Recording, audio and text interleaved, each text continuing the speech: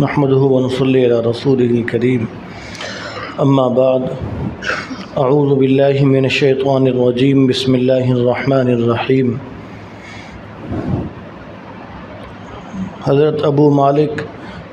اشعری رضی اللہ تعالیٰ عنہ فرماتے ہیں کہ جناب نبی کریم صلی اللہ علیہ وسلم نے ارشاد فرمایا کہ الطہور شطر الایمان، کہ جو پاکیزگی ہے یہ ایمان کا آدھا حصہ ہے۔ اس حدیث شریف کے اندر آپ صلی اللہ علیہ وسلم نے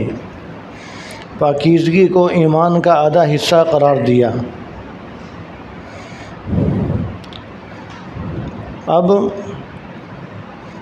اسلام کے اندر پاکیزگی پر اور صفائی ستھرائی پر جتنا زور دیا گیا دوسرے مذاہب کے اندر اتنا نہیں۔ دوسرے مذاہب کے اندر اور مختلف ملکوں کے اندر، شہروں کے اندر اس چیز پر زور دیا گیا کہ ظاہری صفائی ستھرائی ہونی چاہیے، گلی محلے صاف ہونے چاہیے، گھر صاف ہونا چاہیے، لیکن انسان کے ظاہر کے ساتھ ساتھ اس کا باطن بھی صاف ہو، اس پر صرف اسلام نے زور دیا۔ اسلام نے ظاہری صفائی پر بھی زور دیا اور باطنی صفائی پر بھی زور دیا۔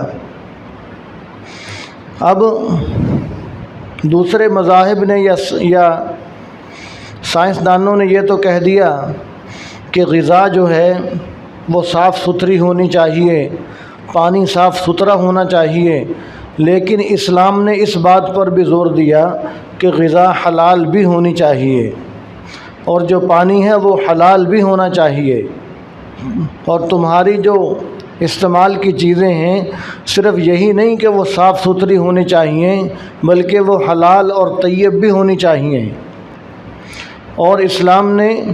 انسان کے باطن پر، جسم کے اعضاء پر زور دیا کہ تمہارا دل،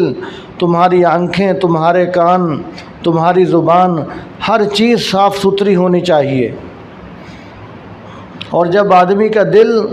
سلامت رہے گا تو پھر دل جو ہے وہ تمام اعضاء کا بادشاہ ہے۔ جب آدمی کا دل برائیوں سے، عیوب سے پاک ہوگا تو پھر آدمی کے جسم سے اچھے اچھے اعمال صادر ہوں گے۔ اب دل کی جو برائیاں ہیں، جو دل کی بیماریاں ہیں، اسلام نے تو اس بات پر زور دیا کہ دل کو بھی ان تمام بیماریوں سے پاک رکھو۔ مثال کے طور پر تکبر ہے، بڑائی ہے، یہ دل کی بہت بڑی بیماری ہے کہ اپنے آپ کو آدمی بہت بڑا سمجھے۔ تو آپ صلی اللہ علیہ وسلم نے ارشاد فرمایا کہ وہ شخص جنت میں داخل نہیں ہوگا کہ جس کے دل کے اندر ایک ذرہ برابر بھی تکبر ہوگا۔ اور ایسے ہی دل کی برائی ہے کہ آدمی کے دل کے اندر حسد ہو، بغض ہو، نفرت ہو، اور آپ صلی اللہ علیہ وسلم نے اس کی بڑی مذمت بیان فرمائی۔ ارشاد فرمایا کہ یہ جو حسد ہے اور بغض ہے، فرمایا کہ یہ ایسی بیماری ہے جو کہ مونڈنے والی ہے۔ پھر آپ صلی اللہ علیہ وسلم نے فرمایا کہ میں یہ نہیں کہتا کہ یہ بیماری بالوں کو مونڈنے والی ہے، فرمایا کہ یہ بیماری دین کو مونڈنے والی ہے۔ یعنی جس طرح سر کو مونڈ دیا جائے، یعنی ٹینڈ کروا لی جائے، حلق کروا لیا جائے تو سر کے اوپر کوئی بال نہیں رہتے، تو ایسے ہی فرمایا کہ یہ حسد اور بغض والی جو بیماری ہے، فرمایا کہ یہ مونڈنے والی ہے، یعنی آدمی کی دینداری کو ختم کر کے رکھ دیتی ہے۔ تو اس لیے جو آپ صلی اللہ علیہ وسلم کا یہ فرمان ہے کہ صفائی ستھرائی جو ایمان کا آدھا حصہ ہے، تو اس کے اندر صرف یہی نہیں کہ آدمی کی ظاہری صفائی ستھرائی ہونی چاہیے، اس کے ساتھ ساتھ باطنی صفائی ستھرائی بھی آدمی کی ضروری ہے۔ اور پھر دل کے ساتھ ساتھ آدمی کی آنکھیں، جو آدمی کی نظریں ہیں، وہ بھی آدمی کی پاک صاف ہونی چاہیے۔ آنکھوں کا جو زنا ہے، بد نظری کرنا، اس سے بھی بچنا ضروری ہے۔ ایک عورت کو اگر اس کا باپ دیکھتا ہے تو وہ شفقت کی نگاہ سے دیکھتا ہے، اس کا بھائی دیکھتا ہے تو وہ غیرت کی نگاہ سے دیکھتا ہے۔ اگر اس کا بیٹا دیکھتا ہے تو وہ اس کو احترام کی نگاہ سے دیکھتا ہے، اس کا شوہر دیکھتا ہے محبت کی نگاہ سے دیکھتا ہے، لیکن جب غیر محرم دیکھے گا تو اس کے دیکھنے کے اندر زنا آ جائے گا، اس کے دیکھنے کے اندر طرح طرح کی بیماریاں آ جائیں گی۔ اسی کو آپ صلی اللہ علیہ وسلم نے ارشاد فرمایا کہ العینان تزنیان و زناہما النظر،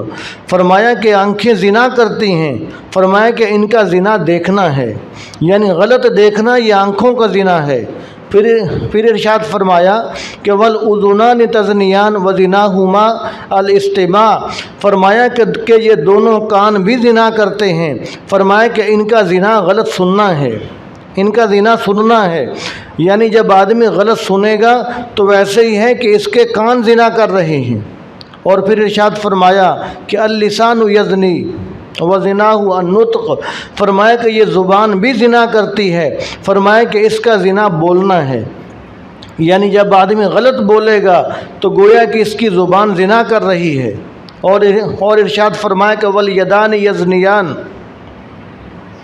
فرمایا کہ وزناہما البطش، فرمایا کہ یہ دونوں ہاتھ زنا کرتے ہیں اور ان کا زنا پکڑنا ہے، یعنی جب آدمی غلط پکڑے گا، ناجائز چیز کو پکڑے گا تو پھر یہ ہاتھوں کا زنا ہے۔ تو اس لیے ضروری ہے کہ ظاہری ستھرائی صفائی ہی صرف کافی نہیں بلکہ باطنی صفائی ستھرائی بھی ضروری ہے۔ آدمی اپنی نظروں کی حفاظت کرنے والا بنے کہ کہیں میری جو نظریں ہیں یہ کہیں زنا کرنے والی نہ بن جائیں۔ تو آدمی کو اپنی نظروں کو زنا سے بچانا چاہیے، جس کو کسی نے کہا کہ آنکھوں کی خیانت کو خدا دیکھ رہا ہے، من چاہی محبت کو خدا دیکھ رہا ہے، شہوت کی آگ ناگ سے زیادہ ہے پرخطر، انسان تیری غفلت کو خدا دیکھ رہا ہے۔ تو اس لیے آدمی جب بھی کسی طرف نظر اٹھائے تو آدمی یہ دیکھے کہ اللہ تبارک و تعالیٰ دیکھ رہے ہیں، اگر میں غلط نظر اٹھاؤں گا تو کہیں اس غلط نظر اٹھانے کی وجہ سے اللہ تبارک و تعالیٰ ناراض نہ ہو جائیں۔ تو جو کانوں کا جو زنا ہے، جو کانوں کی جو بیماری ہے، آلودگی ہے، ہمیں اس سے بھی بچنے کی ضرورت ہے۔ جب ہم کانوں کو گانے سے بچائیں گے، میوزک سے، موسیقی سے بچائیں گے تو پھر گویا کہ ہم صفائی ستھرائی حاصل کرنے والے ہیں۔ جب ہم زبان کو فحش گوئی سے بچائیں گے، غیبت سے، چغل خوری سے، جھوٹ سے، زبان کی جتنی بیماریاں ہیں جب ان سے بچائیں گے تو پھر گویا کہ ہم ظاہری صفائی ستھرائی کے ساتھ پھر ہم باطنی صفائی ستھرائی بھی حاصل کرنے والے ہیں۔ تو اس لیے اسلام نے صرف ظاہری صفائی ستھرائی کا نہیں کہا بلکہ باطنی صفائی ستھرائی بھی ضروری ہے۔ ہم یہ حدیث شریف سن کر کہ الطہور شطر الایمان، کہ صفائی ستھرائی ایمان کا آدھا حصہ ہے، ہم اسی کو کافی سمجھ لیتے ہیں کہ بس ہمارا گھر صاف ہو، گلی محلے صاف ہوں، ہمارا جسم ظاہری ٹیپ ٹاپ صاف ہو، اس وقت تک ہم ایمان کے اعلیٰ درجے کے حصے کو حاصل نہیں کر سکتے جس وقت تک اس ظاہر کے ساتھ ساتھ ہم اپنے باطن کو بھی درست نہ کر لیں۔ تو اس لیے ہمیں چاہیے کہ ہم اس بات کی فکر کریں کہ دل کی بیماریاں، آنکھوں کی بیماریاں، کانوں کی بیماریاں، یہ جتنی قسم کی بیماریاں ہیں، ان تمام بیماریوں سے ہم بچنے والے بنیں تاکہ ہم صحیح صفائی ستھرائی حاصل کر کے اپنے ایمان کو کامل کر سکیں۔ تو دعا ہے کہ اللہ تعالی ہمیں عمل کی توفیق عطا فرمائے۔